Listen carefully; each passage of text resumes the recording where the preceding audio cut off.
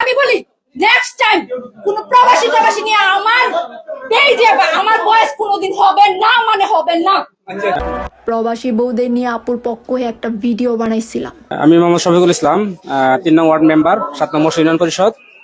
আমরা এই মুহূর্তে মেয়েটির বাড়িতে আসছি, যে সুমি নামে যে মেয়েটি, ওর বাড়িতে আসছি।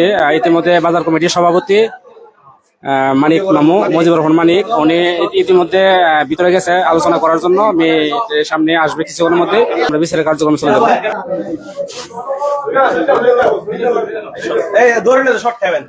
আচ্ছা, আপনারা যারা দেখতেছেন, আসলে মশুয়াতে আপনারা অনেকে বলছিলেন যে মশুয়ার মানুষ বিচার করতে পারবে না বা পারে না, এরকম অনেক কিছু, কিন্তু বিষয়টা এরকম না। মশুয়ার ছেলেরা বা মানুষজন চায় না কেউ আইন হাতে তুলে নিতে, ঠিক আছে?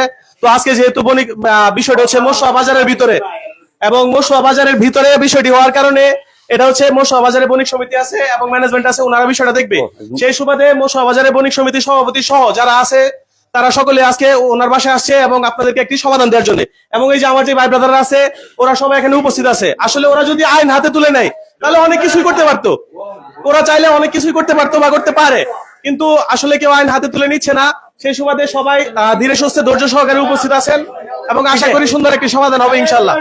আসসালামু আলাইকুম ভাই। এখানে পরিস্থিতি খুব খারাপ, অতিরিক্ত লোক হয়ে গেছে লাইভ করার কারণে আগে। তখন তো এটা সমাধান ঠিক রয়েছে, এরা ফাউদির মাপ চাইছে, তো দেখতেছি আমরা কি করতে পারি। এখন যে কোশ্চেনটা আমাকে ভাই করছে, উনি বলছে যে কেন আমি ভিডিওটা করছি। ভিডিওটা কিন্তু আমি ফার্স্ট টাইম করি না, একটা মেয়ে করছে, আপনারা দেখছেন না? যখন উনি ট্রেনিং এ আসছে, প্রত্যেকটা মানুষই আছে যে ট্রেনিং এ আসলে ভিডিও করে স্ক্রিনে তুলে, ওকে? আমার সেখানে ভুলটা হয়েছে, আমি কেন পজিটিভ মানে মেয়ের লগে লগে আমি কেন লেগে হচ্ছে কইছি, ওকে? এটাই তো আমার ভুল, ঠিক আছে?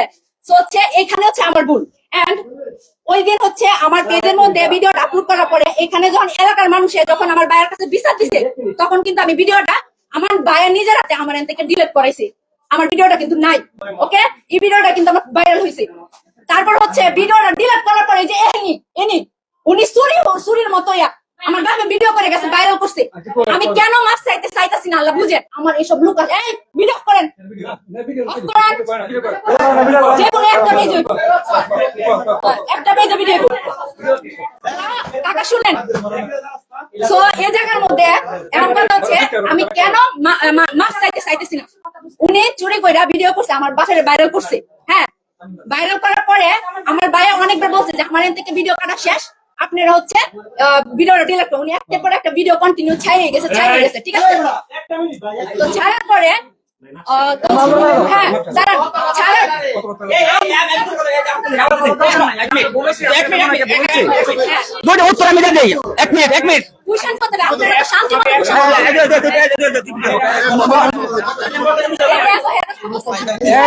আমি মাসে শোনো, তুমি আমার কোশ্চেনটা তুমি শোনো। আমি বলি নেক্সট টাইম কোন প্রবাসী নিয়ে আমার পেজে বা আমার বয়স কোনোদিন হবে না, মানে হবে না।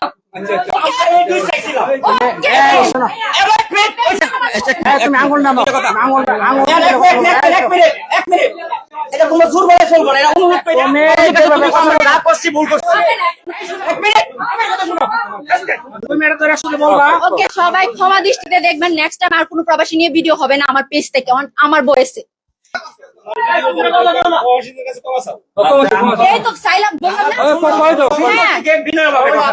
সবাই হচ্ছে আমাকে ক্ষমা দৃষ্টিতে দেখবেন,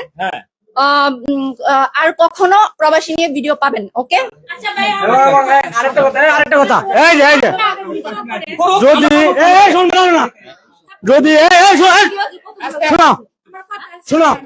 যদি নেক্সট টাইম এরকম কিছু হয়, তোমার অতীত ওয়ার্নিং দেওয়া হয়েছে এবং আমি নিজ দায়িত্বে তোমার আমি হেল্প করছি, যাতে এরকম না হয়। তোমার আব্বুর দিকে তাকায়, ঠিক আছে? তুমি তারপরে এরকম কাজ করছো, নেক্সট টাইম যদি এরকম হয় তাহলে তোমরা মুসা থাকতে পারবা না। তোমার জন্য আর অনেক মেয়ে নষ্ট সম্ভাবনা আছে, আমরা দেবো না তোমার জন্য আমাদের নষ্ট। সকল প্রবাসী এইগুলো হয়েছে ফেস লাগছে, এই মহিলারে এই বাচ্চাটারে অনেক মারছে, তো তার একটা রাগ বেশি রয়েছে। আমি মোহাম্মদ গোলাপ মিয়া, মশুয়া ইউনিয়ন বিএনপির সিনিয়র সহসভাপতি। আমরা 3 দিন যাবত এই ব্যাপারটা ফেসবুকে দেখতেছি। আজকে দুপুরে মানিক মিয়ার সাথে আমি কথাটা শেয়ার করলাম, করার পরে উনি এই ভিকটিমরে আমাদের এখানে মানিক মিয়ার দোকানে নিয়ে গেছে। যাওয়ার পরে আমরা সবাই এই ব্যাপারে একমত হয়েছি, বাজার কমিটি প্লাস আমাদের বিএনপির অঙ্গ সংগঠন যারা আছে সবাই।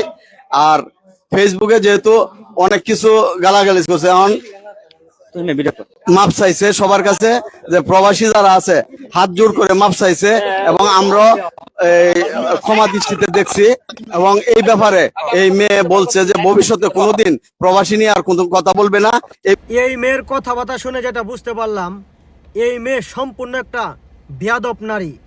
যদি বেয়াদব না হইতো এলাকার মান্যগণ্য ব্যক্তিদের সামনে, এত এত পুরুষের সামনে এইভাবে চুটের ভরে কখনো কথা বলতে পারতো না। এটা সম্পূর্ণই শিক্ষার অভাব। বাপ মা জন্মের পর থেকে এই মেয়েকে সুশিক্ষায় মানুষ করতে পারেনি। যদি সুশিক্ষায় মানুষ করতো তাহলে এই মেয়ে কখনো এভাবে অবাধ আচরণ করতে পারতো না। এলাকাবাসীর উদ্দেশ্যে বলি, এই মেয়েরে এত সহজভাবে ছাইড়ে দেওয়া উচিত হয় নাই, এর শাস্তি আরো কঠোর হওয়া উচিত ছিল।